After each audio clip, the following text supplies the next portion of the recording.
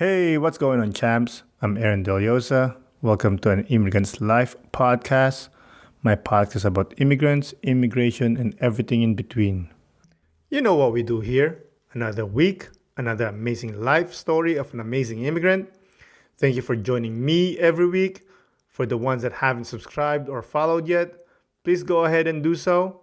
And for the ones that are new here, you can follow us on Instagram, Facebook, at An Immigrant's Life. You can listen to the podcast through YouTube or wherever you listen to your podcasts. That takes care of the business. Now, let's talk about the episode. A friend once told me we always take care of other people, but then we forget to take care of ourselves. And I know personally that taking care of oneself is one of the hardest things to do because some cultures look at it as a selfish act. And that's our today's guest realized and took action upon. That taking care of herself allowed her to heal her traumas, thus allowed her to have more love in her heart. Champs, this episode is like a therapy session. We went dark, we went deep, and in the end, we found light.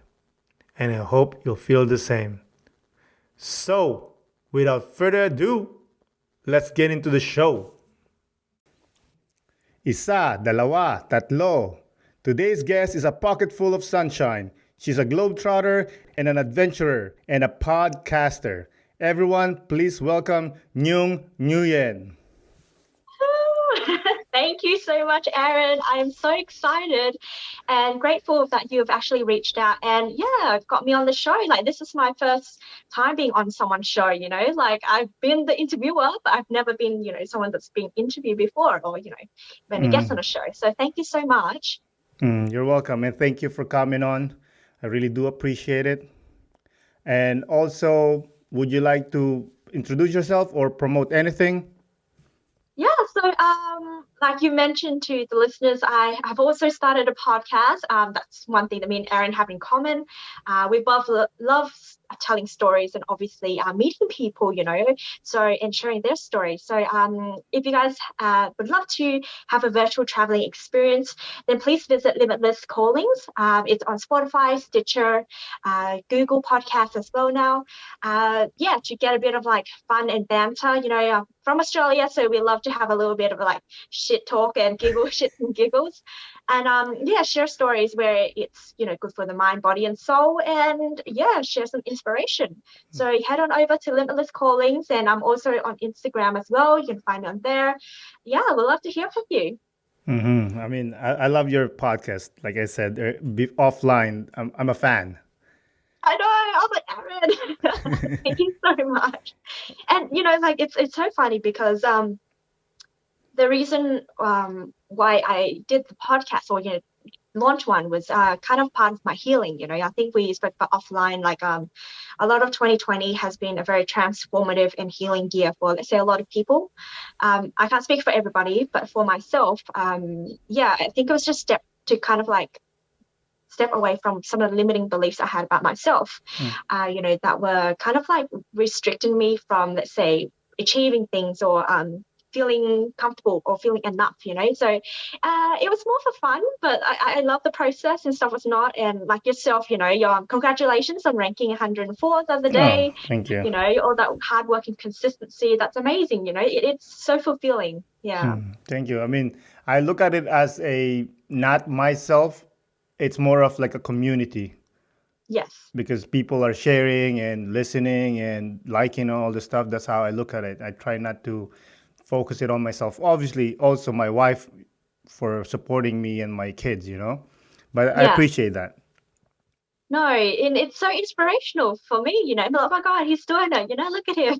So it's so nice though. And so I guess like just going back to, why you reached out and stuff, to me, it's because what we kind of relate on was that, well, my parents are immigrants and who moved to Australia. So my dad moved to Australia just a little bit after the war, because, there was a communist government and obviously it was very like, kind of like hard lifestyle for him back at home. So My dad was just like, you know what, I've got to do this for my future kids and whatnot. So he got himself, he traveled by boat Wait, over. what do you mean boat? So, you know, it's kind of like, I don't know, like he kind of paid money to get on this boat. What It's kind not of like boat are we talking about here? immigration, like, like, yeah, it's something it's like sort of, it wasn't like anything luxurious or anything like that. So He it's a wasn't big like ship. going, yes, a ship or Okay, something okay, like okay. that. So from the stories he told me, it was very traumatic in the sense that because it was such a risky kind of process, to um, move everything away. He sold everything. He got scammed a few times as well. He'd be like, oh, you pay me this amount and meet this time, this day, and we'll, help you escape. So he got scammed a couple of times. And my dad said it took him 10 years to actually get to be successful at it. So he's a 10 man. years? 10 years of being scammed and everything like that. So for him, that was just his main goal, like he saw a better future outside of Vietnam, which he chose Australia. And I'm so grateful that my dad, went on this journey.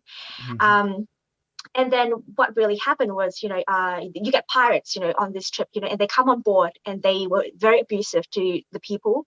They Mhm. raped, there was rape and stuff as well involved.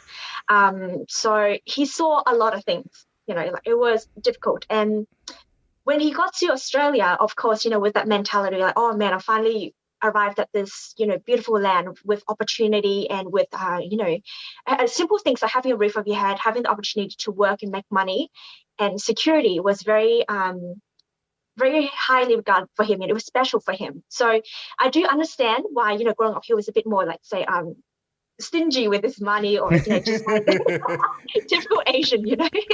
But like he went through a tough time, and Hmm.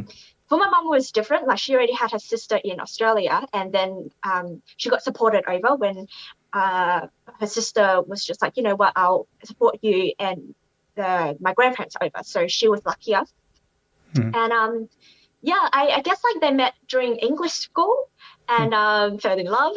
you know. So they had me. My mum had me at 22. My dad is 10 years older, I believe. Yeah. Baller, Yeah, man. lucky guy. Hey. That's awesome.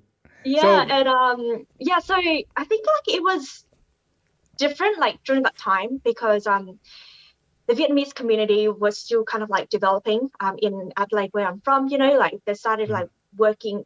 There's like different pockets where there's a more Vietnamese culture and Aussie culture, and you get people working on the farms and whatnot. And yeah, like from my experience, so obviously I'm so lucky to have to be bilingual because growing up, my parents didn't want and my grandparents didn't want us to lose our mother tongue. So mhm. every Saturday we would go to Saturday school, which I hated it. Me and my brother were like, what's the point of this? All my Aussie friends didn't have to go to school 6 days a week. Like why do we have to have extra study? Um, so yeah, like you used to hate it, back then, but I'm so appreciative now because I can actually communicate very fluently in Vietnamese. And Mhm. when I went back to Vietnam, Mhm. obviously no one thinks I'm Vietnamese. I don't look Vietnamese, Nope. so but I can navigate my way around, and so it was yeah really good in that sense, and we learned a lot about the culture and whatnot. And I never really wanted to visit Vietnam growing up Why? because well, every time when we didn't finish our food or like, we were naughty, my mum would threaten us, me and my brother, and be like, oh, if you don't eat all your food, I'm going to take you to Vietnam so you can see all the starving kids and like all the poverty. And that was like a negative reinforcement. I'm just like, I don't want to go to this place. I don't care.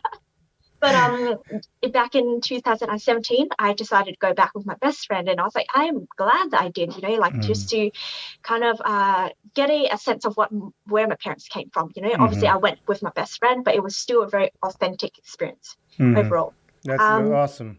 Let me just yeah, say something about that. Like you say, your mom saying, "I'm gonna bring you to Vietnam." mm, I did that to my kids. yeah, I said to them, like, if you don't do this, I'm gonna send you to the Philippines. You're gonna starve there, this and that. yeah, yeah, And 2 years ago, we went actually to visit, and they yeah, absolutely love it. So, yeah. I can't use that anymore. Because if You I say can't I'm just leave. sending you to the Philippines, they'll be like, yeah, hell's yeah, I'm living there. Yeah, exactly, right. But the Philippines, I gotta say, it's so beautiful. I've been there a couple of years ago, and I loved it. I did island hopping and stuff as well. But yeah, it's just funny, like growing up, you get all these threats and stuff from your parents, and you're just like, oh my God, come on, it doesn't work anymore. Did you get beat? Oh yeah, yeah, yeah. I used to be like, if we didn't sleep, she would literally come in with like a fly swatter, and yeah, we'll get whooped in the ass. So we got the So, typical Asian treatment, yeah. did your dad beat you too? No, not as much. He was more like yelling and stuff, and he made us like, kneel. We had to kneel against the wall for quite some time, and get a little smack of What the do you mean butt and kneel stuff. against the wall? How does it work? Like you just have to kneel with your arms crossed for like as like long as possible, like until they say you can stop. Because kneeling is sore the knees. Okay, sorry. For me it was you kneel on salt or beans. What? That's painful. Yeah. My parents were telling me that when they were growing up, their punishment was kneeling on durian shell. Do you know the fruit Oh durian? yeah, the stinky fruit. Yeah, I was like, thank God they didn't Yeah, make me do any of that. yeah. But it's different now. I would say I'm so glad that obviously punishment isn't that bad. But yeah, did get a little. I get a lot of like smack in the bum quite a bit. So that, but That's a layup, man. I'll take that anytime. yeah, I'm like whatever. But yeah, just going back to that. Yeah, obviously yeah, what we spoke about offline is like learning to integrate two cultures together was kind of different, because I still went to English school, but a lot of the community, people in my community were also Vietnamese, like Vietnamese kids. So even if I went to Vietnam English school, I would end up speaking Vietnamese at school. And then the teachers would be like, why are you like you can't speak Vietnamese at school, yeah, English school. And it was a little bit confusing because we're just like we felt more comfortable, and then Yeah. um, the transition happened when my parents divorced. I think we spoke about this. So because of the divorce, my mom kind of like moved us to a different area, which was more like Australian oriented. Sorry, let's say there was more Aussie people, white Australians in that community. So I So went was from it planned? it wasn't planned. I say, well, obviously, I didn't see the divorce happening and stuff like being someone at 12 years old and being very young, and took a big toll on me and my brother. So moving schools, it was difficult because obviously you can't comprehend it. Like none of your friends, no one were going through the same thing. And in the Vietnamese culture, people talk. I think Asians, we love to compare each other. We love to talk and gossip. So for me emotionally, it was very shameful. So even if I moved schools, I had to start somewhere like in year 6. It was just like new friends, and I was like the only Vietnamese kid in my grade. It was hardly any Asians at that school. It was like me integrating and then changing. Suddenly a bit of a cultural shock. I had to be away from my friends, and emotionally was going through something and whatnot. And yeah, it was difficult, but in a way, it's like a blessing in disguise. I got immersed into like more of a confident, mindset. I find that when I mingled more with the Aussie kids and stuff, they have more of like individualistic kind of mindset. So it's just like built a bit more confidence. And then went to high school as well, so I like still, built more confidence from that. Mingling more with the Aussie culture, and then yeah, university happened. So, it was just like concert partying, we love the pub crawls, and it was really fun, in Australia, in my home city. And yeah, like I think what happened was, it's going to maybe get a little bit deep and stuff right now. That's good. But yeah, so like, throughout the whole childhood with the whole divorce and stuff, like I didn't realize how detrimental it became. It was very hard on me and my brother, because we dealt with things very differently. Like I was more of an extrovert, so having so much anger and resentment to what happened because my mum and I didn't see eye to eye. When things, all of that happened, you're only one-sided. So for me and my mum, we had a very tumultuous relation. We were always fighting, and I didn't get along with my stepdad. And I was always angry. Like you think about a Furby, right? And then when that movie in the Furby where it triggers gets triggered by water, right? It turns to a gremlin. Like, I was pretty much like that. Like, it keep all together, but it was just hard, You And for my just keep it brother, balling it inside, yeah, pushing it yeah, down. pretty much. So I was very competitive in terms of like sports. I did taekwondo, I was very competitive sprinting.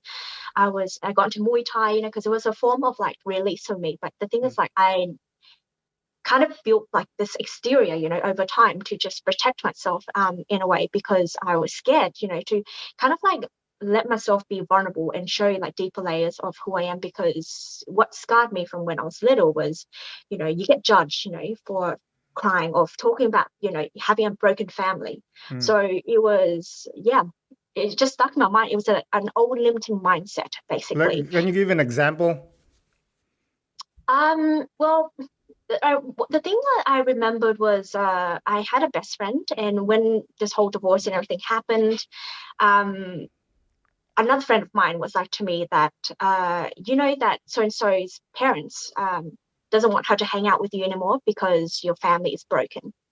So for me, it really like torn me apart. I'm just like, no, I probably can't even tell anybody. So when I moved schools, I never spoke about this to any of my new friends, even in high school and stuff as well, because I was just like, what's the point? Like, I might be judged, or people might not even want to be my friend, I might seem like a loser. So it was just a very stupid mindset, but then as I got older, with all the drinking and partying, like a lot of like the boiled up emotions, came out really ugly, really, really bad. And I just didn't understand why. It was more like I thought I was just, drunk, there's no problem. I'm in Like, denial. Everything. I have Oh, a I'll punch you denial. in the face. No, don't worry about it. I was No, just mad at you. it's the alcohol. Yeah. So yeah, it was just like an interesting transition. And then by 24, I like went on a trip.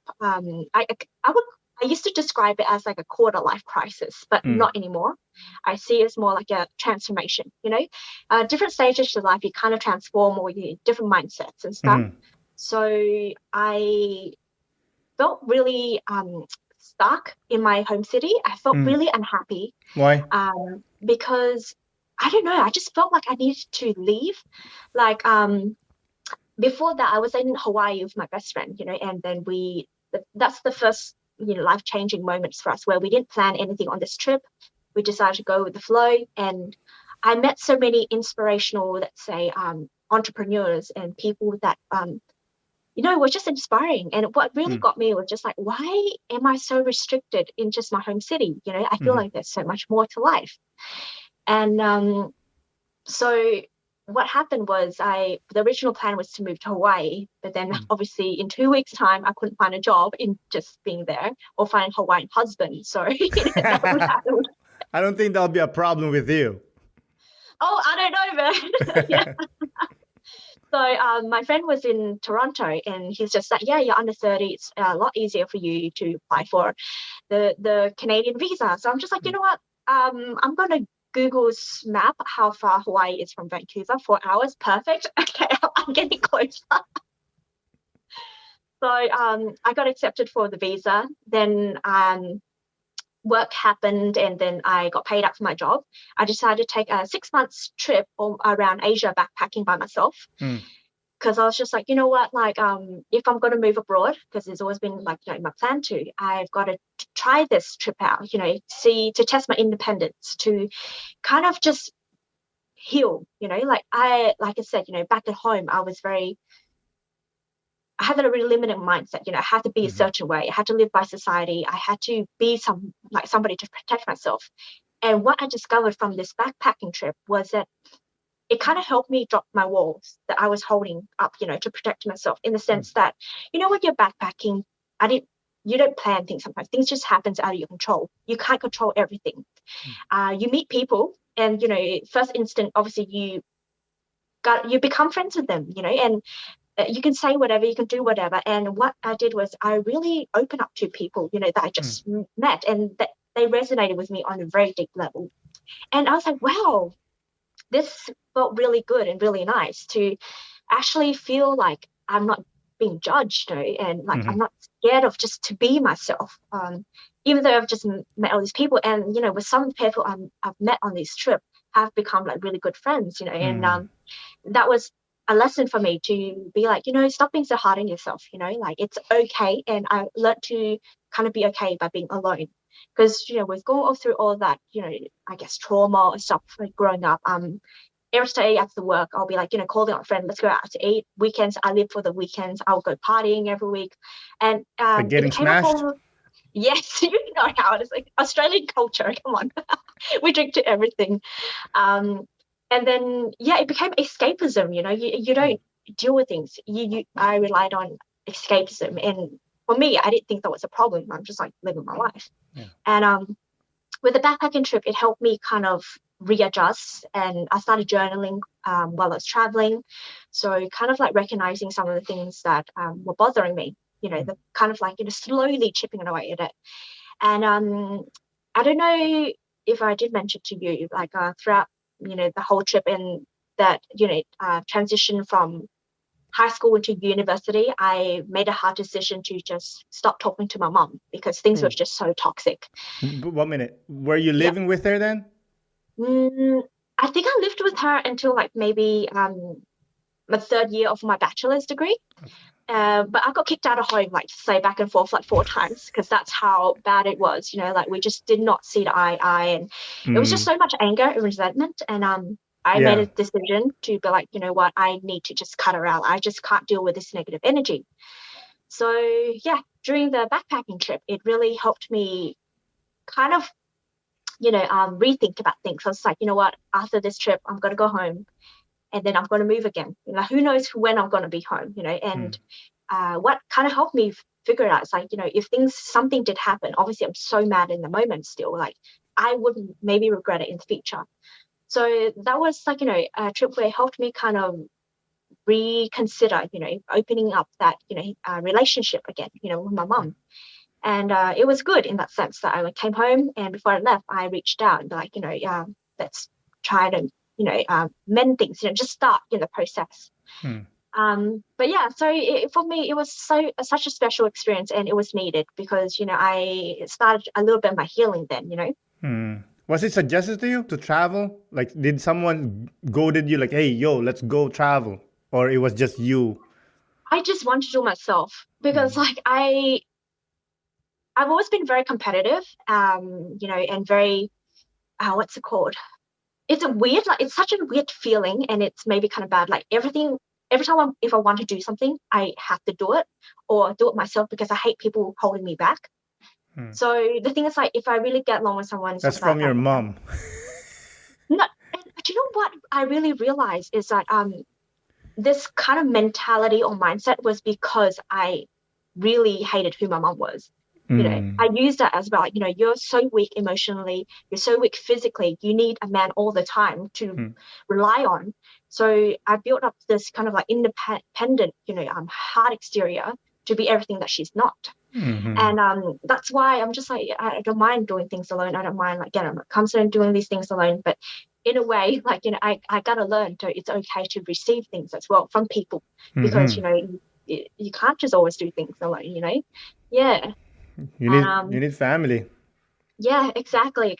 So I think that's why I'm just like, I got to test my independence. I'm going to do this, for myself, as a means to kind of satisfy my ego, maybe, just like to prove that I can do anything. But yeah, and then after the trip, I went home. We reached out to each other, and then I moved to Vancouver. Obviously, suddenly, moving to Vancouver, there was like, routine and a full-time job again.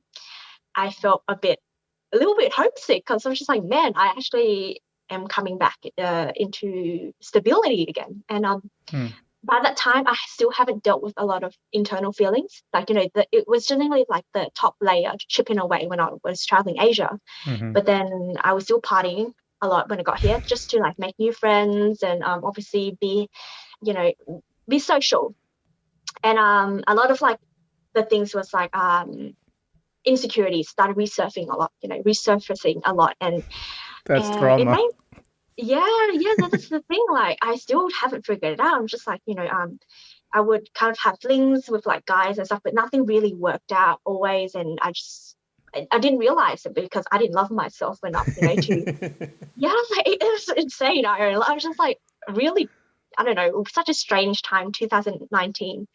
And yeah, like we were speaking offline, it was just like 2020 was very special in the sense that even though globally it's, a tough time for everybody, but internally I really healed, like, like on a full scale, like internally and on a deep level, and I'm really happy with who I am now. That I can say I'm really happy who I'm becoming, who I am, and I'm not scared about it anymore, and um, it was nervous because, my last episode was about myself, really exposing who Nhung really is. And for me, it took me literally like a whole month to release it because, or write about it because I get so nervous, I'm not used to it.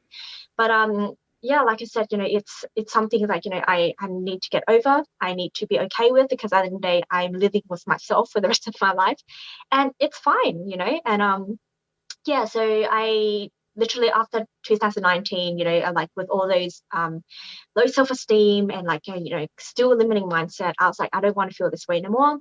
I started meditating every single day, and that has been so helpful in terms of like calming down my overthinking. I overthink so much, and it's insane, yeah. And journaling as well. I started journaling, writing affirmations to kind of reprogram a lot of like the thought process about myself.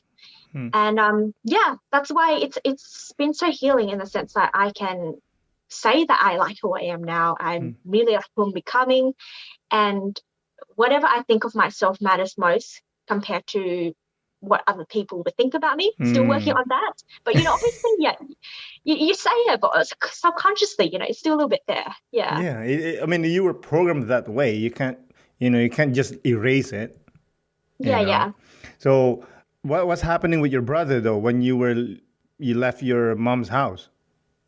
He came with me, so we Oh. moved to my dad's for a bit, and then I moved out for a little bit with friends. And I think it was a good move for him as well. At first, he couldn't do it because he was very he just didn't feel comfortable. But after that, he became better. He started healing, So the thing is, like, my brother is also gay, so it was hard. My mum and my stepdad didn't really accept it at first, but my dad, like, Your he stepdad, sorry for cutting you off. Your stepdad, was he Vietnamese too?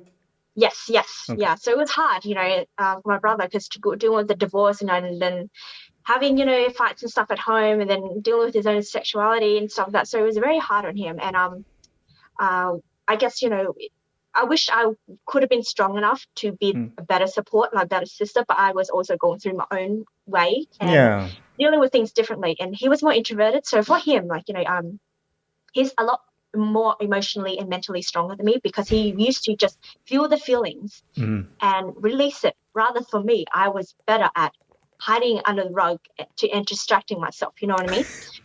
Under the So rug or under the alcohol? under alcohol, the invisible rug, yeah.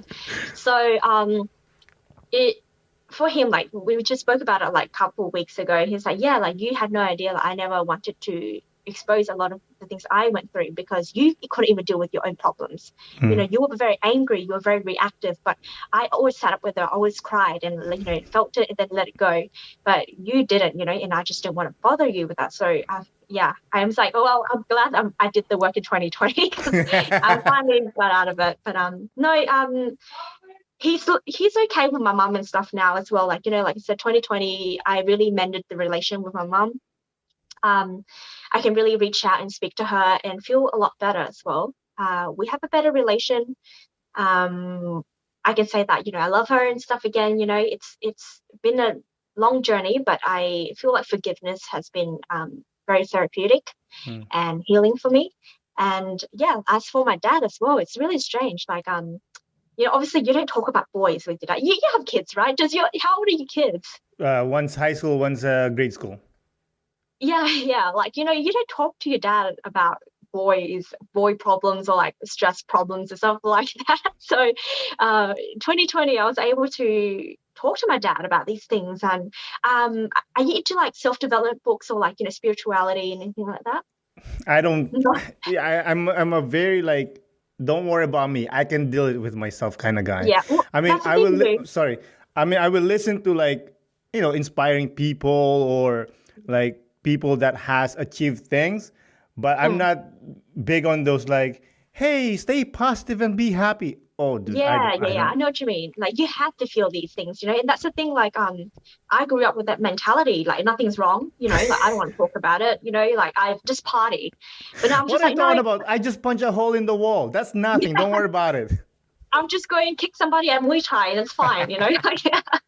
So it wasn't helpful. But I read the book called The Power of Now by Eckhart Tolle. So it's about Mm, the concept of the book is to like learn how to focus to be in the now, like, life, whatever you can control is in the moment rather than creating an illusion about the future, which creates that stress and anxiety, and that's what I did a lot because I was living in, I felt like, the society really conditions you to really think far ahead, in terms of material wealth, in terms of like what is successful, what you need. mm-hmm. And it creates stress and anxiety, and I was always very ambitious and stuff, and like I should be here, I should be here and there by 30, I should have all these things. But then backpacking taught me that no, it's not, like I really enjoyed living in that moment and enjoying a beautiful sunrise that I hike up to at 5 in the morning in Sri Lanka, or just not planning things, like being there. So yeah, I was explaining this concept to my dad, and he's just like, everything that he gave me that advice, I'm just like, why did I even bother buying any of these books, and waste money when I should just really have opened up to my dad? And the thing is, like, you forget how much they've experienced as well, like they've been through all these trials and all of these tribulations as well to actually understand things and pass it on. And it was so relieving for me because he was also expressing how proud he is of me as well. And, obviously being the black sheep out of all the friends, no one decided to pack up and go to a different country or go backpacking, because, that for parents, they'll be like, that's stupid, you're wasting your money. So, Yeah, they're like, yeah, finding yourself. You're here. That's yeah. yourself. What are you doing? It's like, why are you finding yourself? You should find a husband. You're getting old. Where's my grandkids?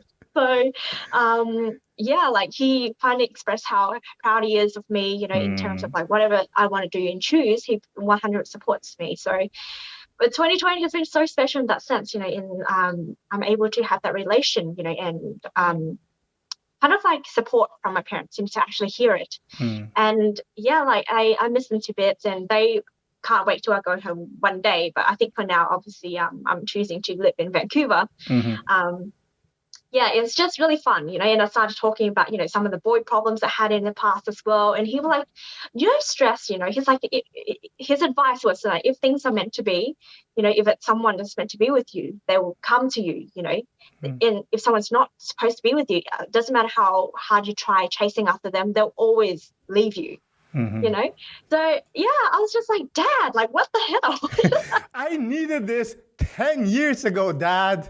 I know, I needed this advice, like years ago. But yeah, I can say that it's been such an interesting journey for me in terms of personal growth in 2020. And yeah, just throughout my early 20s, I think it's been interesting. Every single year has been a new lesson or kind of like an upgrade in terms of my mindset, or kind of like getting myself to a state where I'm just like healing. You know what I mean? Yeah. That's awesome. I like. Let me revert back to something that you mentioned, that Oh yeah, for sure. your dad and your mom, they were going through things too, right? Because a friend told me that when the parents immigrate and you as well, or you were born in Australia, they're growing up too Yes. in that country. Yeah, they're adults, but they're actually learning things. If you're an immigrant, you have immigrated, you become somehow a child. Yeah. So while they're learning and, quote unquote, growing up, they have to be a parent to you too. So it's a Yes. very complicated dichotomy of family and growing Yeah. up. You know what? That's so interesting. I've never thought of it like that as well. Because honestly, you're absolutely right. They're immersing in a whole different culture, coming here with no sense of, there's a language barrier, learning how to adapt, within I guess a society where you're just like, where do I start? Where can I find work? And then like, I was just saying to my friends the other day, like my mom had me at 21. I was partying at 21. I was still a kid. I still feel like a kid now. Like, how can you raise a family at that age, And like I said, it's insane. Like, you haven't experienced much of life. You haven't experienced, let's say, like, for example, learning how to be mentally okay, or emotionally okay. Like, I feel like once you're at that state or, learning those things, then you can actually prepare yourself for that. So, no, you're absolutely right, and having that transition, I think, and maybe they didn't have the luxuries, I would say. Like, I don't know if you can relate to this as well, to be able to express more of your emotions or mental health topics, because there is a stigma in Asian culture, you know what I mean? Yeah. Nope, that's not gonna happen. Oh, what? You're sad? Watch a funny movie. Yeah, exactly. Like, what is sadness? What is anxiety? What is depression? It doesn't really exist, in like Vietnamese or Asian culture, because, if you're considered sad, you're mentally unstable, you should be in the shrink, you know what I mean?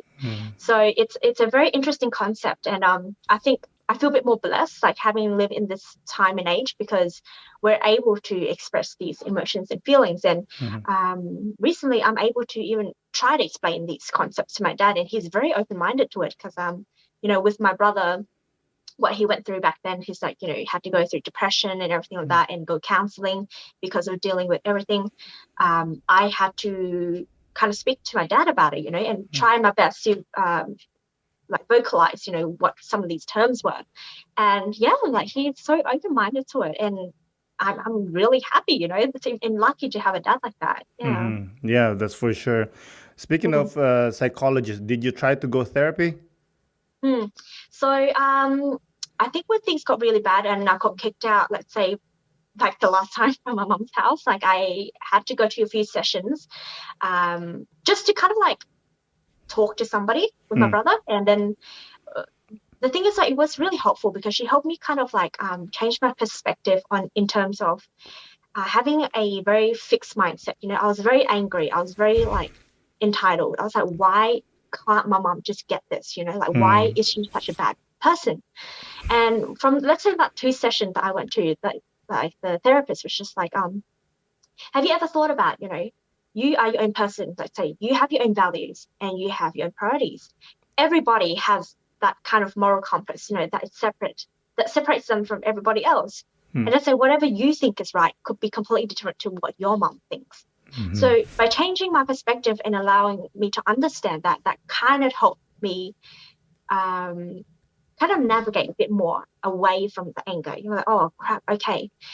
And then what I did last year, 2020, because I have all this time to heal, and really reflect deeply, I did hypnotherapy as well. So it's a transformation, rapid transformation therapy. And what it was, it's like hypnotherapy, but it's not, you're still in the state of consciousness under this. The therapist kind of helped me delve deeply into 3 stages of my life that were traumatic, and which I thought I've already let go of, but haven't. And what really happened was it helped me release I kind of identified that fear. And the fear I had was the fear of rejection and abandonment, because I was so scared that my mom was going to leave me, us, the family, at a young age. So what he did was he helped me separate the entity, and for me to say goodbye to it, like, I don't need you anymore. So that's why I launched my podcast, because I'm just like, I'm not scared of being rejected. I'm not scared about what people would think about me, because I got to do this for me, it's part of my healing to put myself out there, like I might come across really confident in a lot of aspects of my life and brave, but internally I'm actually so scared and nervous. It's weird. Like, I don't know, it's weird. And I always felt like there's something holding me back. So I was just like, in terms of my success in my career, I need to kind of heal from this, And then, I did that. And then I did some emotional coding as well, which is like clearing like the chakras. Like, aligning the chakras in your body. What is this? Very spiritual. Yeah, very spiritual. And then I also tried, I did tarot reading. I'm Oh very my into like tarot. God. Tell me more, you know. All So right. Nah. Nah. yeah, it works with some people, but some people it doesn't. So I tried a lot of different things, and just to kind of like reprogram things. And yeah, I'm curious. Another thing, I think that people need to feel curious and be curious Mhm. in terms of, let's say, doing things to help them feel better, you know. And that was what was 2020 was for me, just like to internally feel good about myself again, you know. And Yeah. it's not about, you know, from the outside at first. I think I recognized that everything that needs to be done was actually from the inside. Mm-hmm. So yeah, I felt great. And I think, I don't know if I mentioned to you, like I was just sitting there one day last year, and then I felt this really weird, strange feeling in my stomach. You know, it's a weird like feeling. You know, when you see someone that you really like and you get the butterflies in your tummy, Mm-hmm. but this was a lot better. I when I recognized myself, I felt really content. I was like, wow, like Mm. this is what inner peace and contentment feels like. It's awesome. And I know I never thought that I would ever feel that, because I was just like, I didn't think it was a thing. And it made me feel like, wow, I got myself to this stage of my life Mm. by myself, you know. And there shouldn't be anything in life that should stress me out or I should be worried about anymore, because at the end of the day, like, I know how to find my inner peace now. I found it, you kind of thing. So Congratulations. thank you so much. And it has been a journey, and it's like healing, and you know, I guess going through dealing with trauma, it will constantly be a constant journey. You know, you never stop, you know, personal growth. Mm-hmm. So For sure, for I'm just sure. excited for that. Yeah. Yeah. I mean, like I said earlier, or you said earlier too, that you can travel the globe. You can go to Mars. You're not gonna find inner peace there. No, It's gonna be no, inside you. That little exactly. voice that says, "Hey, dude, what's up?" That's the one that you need to talk to, because that's the one that's gonna show you. Yes, it'll bring you in the dungeon where the darkest of the darkest exists. That Mm-hmm. that beast in you, but you gotta face that beast and say, "Hey, dude, yeah, I know you're here, but you know what? You don't scare me anymore." Exactly. Yeah. Because I just want to clear that. Yeah, you're gonna see that inner peace. You're gonna achieve that, but it's not a constant status. You will No. every day. For the lack of a better word, it's a battle. Yeah. But with your situation, you have found these, let's say, weapons Mm. to use. Oh, when the beast is coming out, guess what, homie? I got knives. I'ma kill you, and you're Yeah. going back to the Pretty basement. much. Like the thing is, like, it's not as scary anymore. Like back then, if I felt it, be like, oh no, like a negative mindset or frustration. It was very much like, I'm gonna go for a long jog. I'm gonna go to Muay Thai. It's just more like I need to distract it, you know. But now I'm just like, I recognize why I have these emotions, or these triggers now, and by being aware of it, Yeah. it has really helped me kind of like embrace it in a way, and just move on from it. Because I don't know, like, I've been reading a lot about self-development books, and try to really strengthen my mindset and stuff with and a lot of the time, your thoughts are like are not your feelings, are not you, what I mean. It's just it's like your ego, your ego, let's say fears, is your ego, like your thoughts, like, why am I scared? Where I'm scared of this? But then at the end of the day, it passes, everything passes, kind of thing. So yeah, like, it's just sometimes I need to quiet myself in that voice in my head, like, why do I care so much? At the end of the day, like, gotta keep reminding myself, you're like, you only have one life, like literally YOLO.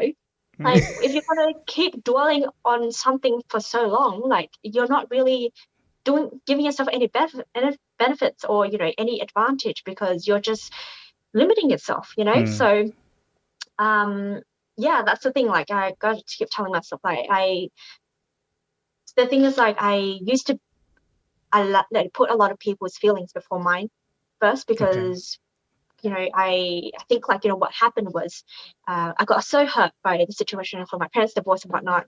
And for me, I felt like because of that, I didn't want to impose any sadness or burden people with my problems. So a lot of times I would really talk myself down just to make people feel like, better than me or, shine my light down. But, I kind of recognize that I need to start shining as a person. I've got all this, I need to tell myself that I'm enough and I'm great and stuff as well, So by doing that, it has really helped a lot in terms of quieting like the inner critics about myself as well. Yeah, that's the hardest part. Telling that It voice, like, is. shut the fuck up, dude. Yeah, like get the fuck out of here. No one wants to hear. That's hard, So man. And like we've been talking about it, is the best way to deal with it is really spending time with yourself, really, yeah. and recognizing those, like, oh, I know what's happening. Mm. Before that happens, I'm going to take action instead of reacting. Yes, like give it some time. It's better to take a step back, kind of thing, than rather than just react straight away. Because a lot of times when you react, it's just more of a defense rather than an actual response. So yeah, that's what I've learned as well. I've actually become a lot more calm now. I recognize when things aren't, worth it. Like it's not worth my energy, not worth my time.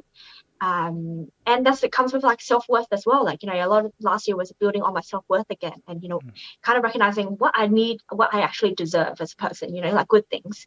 And before that, I didn't think so. I'd be like catering for other people's emotions first or, and the thing is like the law of attraction, right? Likes attracts likes. Whatever energy you put out, you get that in return. And I think because I didn't have that self-love and high self-esteem for myself, I was getting like literally running in a hamster wheel of things, that patterns are always the same. You know what I mean? So yeah, and so like I said, it's just been like a good break in between to be like, you know what, I'm done with all this. So, yeah.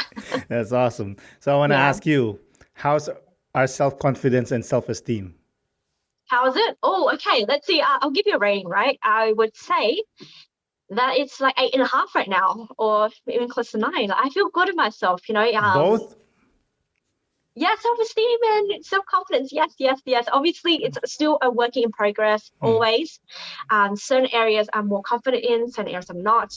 If you told me to go and kick someone's ass, yes, I'm confident. But if you told me to maybe stand up and have a speech in front of a huge audience, maybe it's still getting there, still working on that.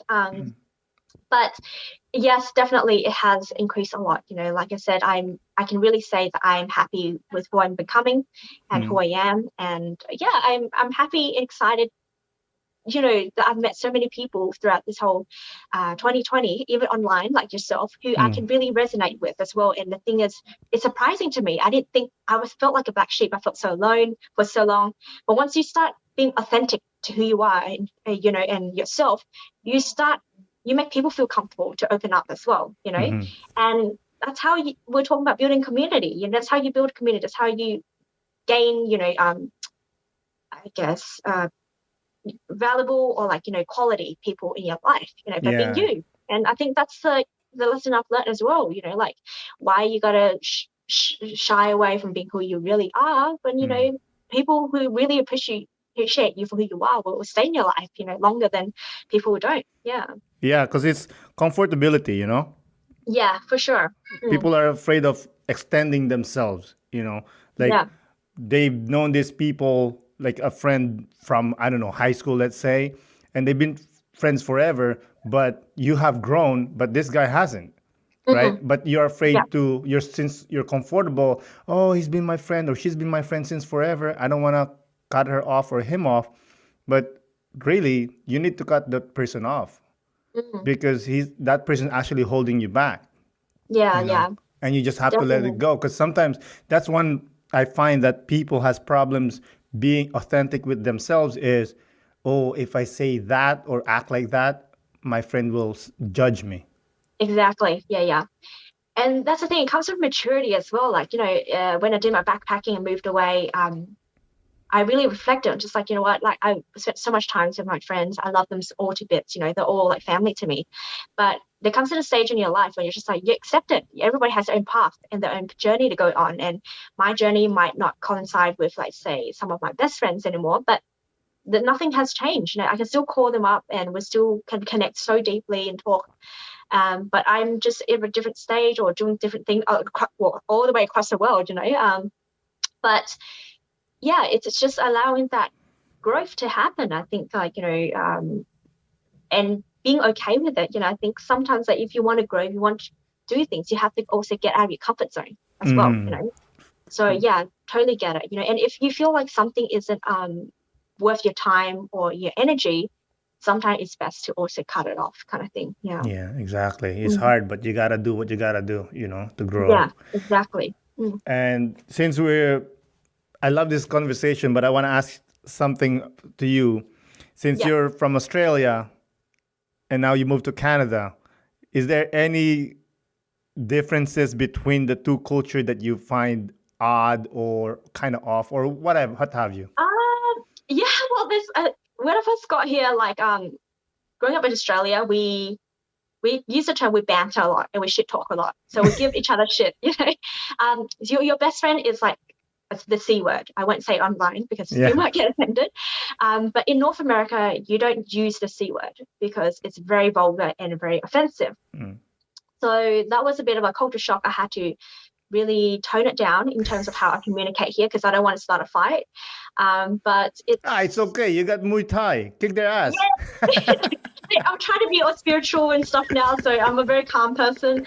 But it's more like, yeah, the way you communicate, here it's a lot more proper, I would say. Like back at home, I'll be a little bit more bogan or like more open, to a lot of my friends. And obviously the weather here is different to Australia. In Australia, it's a lot warmer where I'm Mm. from. Here it's cold. So the first year I came here, I wasn't acclimatized yet, so it was very cold during summer. And you know what? Like everybody drives on the opposite side here from Oh where I'm from. yeah.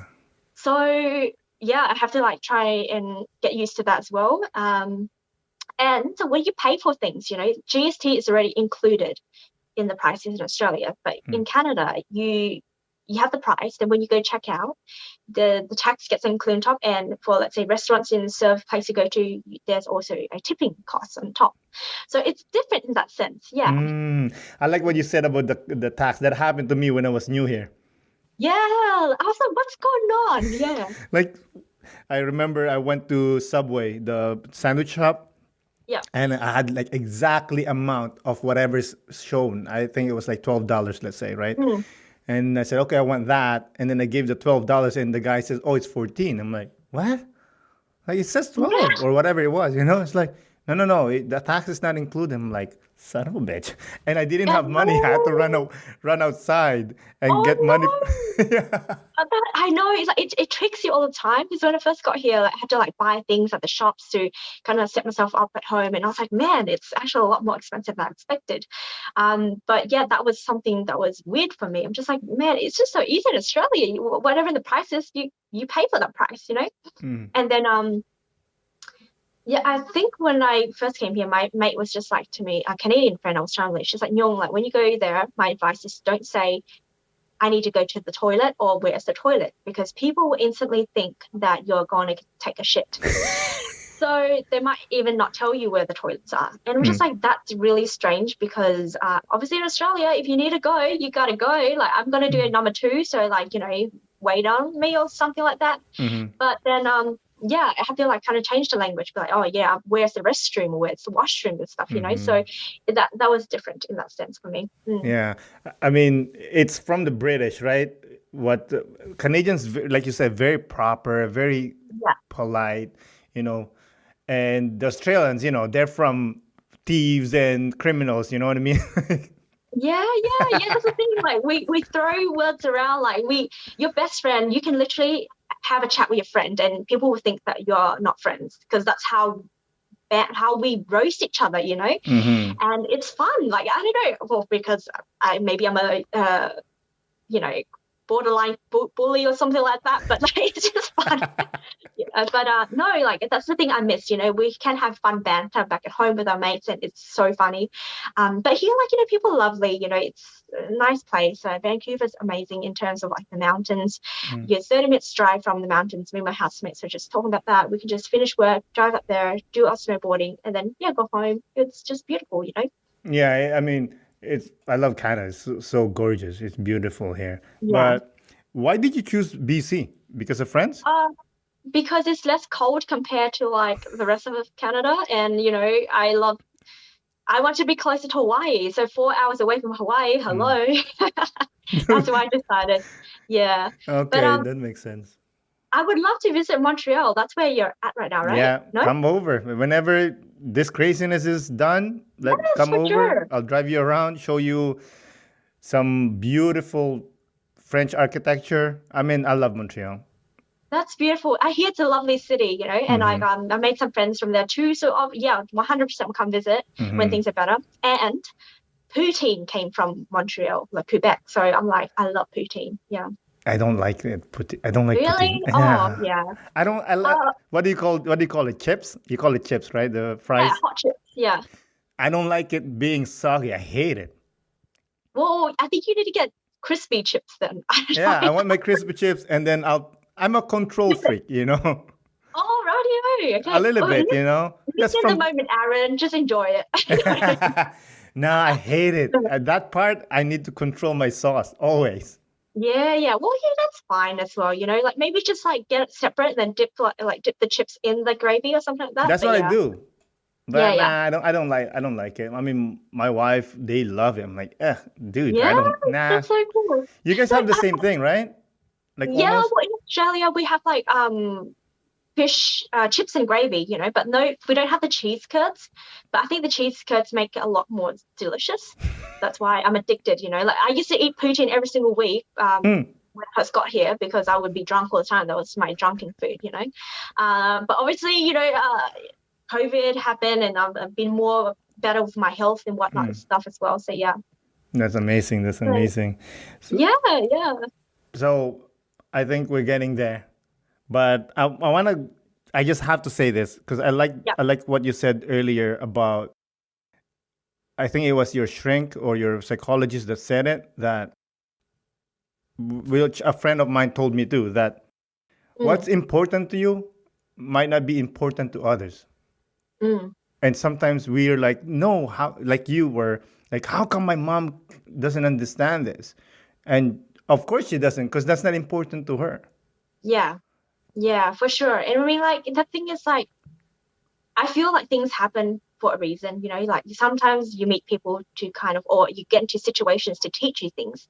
And that was a moment where it changed my perspective on things. I became a lot more aware of, of, let's say, being not only about myself, because like honestly, I got to think about, let's say, how others' feelings and stuff as well. So like it's so interesting. Like, it has been a drastic growth journey for me, but even though it was kind of like emotionally draining or mentally draining, I would not wish for anyone to ever go through anything like that. But it really has built me become a strong person, mentally and emotionally now. So in a way, blessing in disguise. I am happy with all the lessons I've learned, even though it was, very sad moments and I, didn't really wanted to go through it. But I am where I'm at today because of those experiences and lessons. Yeah. That's beautiful. Do you have any last remarks for the listeners? I've just been talking so much. I don't know. Well, I guess for all the listeners who are listening as well, who might be, going through a difficult time emotionally, or just mentally and stuff as well. I know that sometimes it can feel like you're very alone, and you might not feel very connected or feel like people wouldn't accept you for who you are. It has been a journey for me, and through my lesson and my healing, what I found is that there's always going to be help around. Like reach out to someone that you think you can speak to.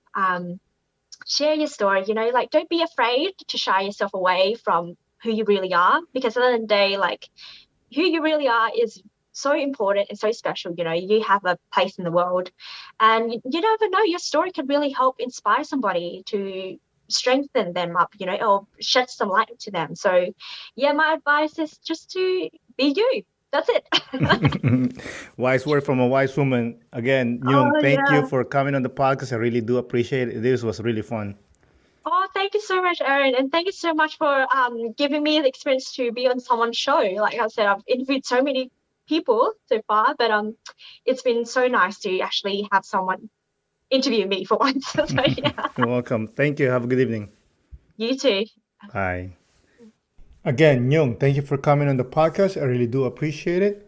Thank you, listeners, for listening. This is Aaron Del Yosa for An Immigrant's Life. I'll see you guys later.